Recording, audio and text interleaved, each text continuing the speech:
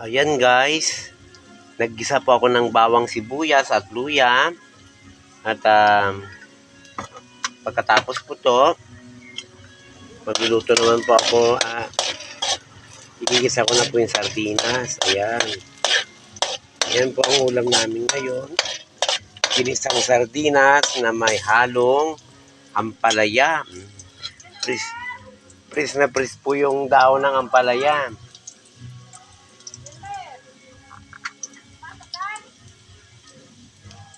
Pris na pris po yung daon ng ampalaya, kaya naman masarap na masarap po to. Ayan po. Kailangan daw po igisa po ang dilata para maiwasan po yung pagkakasakit gaya po ng, ewan ko, sabi nila sakit sa kanser, mga ganyan. Kailangan daw niluluto po yung niluluto po yung dilata, hindi yung basta na lang kakainin mo daw po.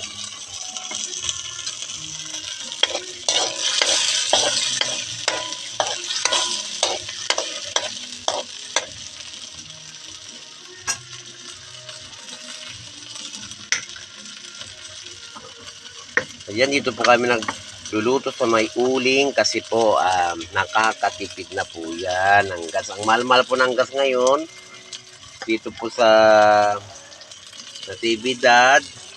Ano na po yan, umabot na po na 1,000.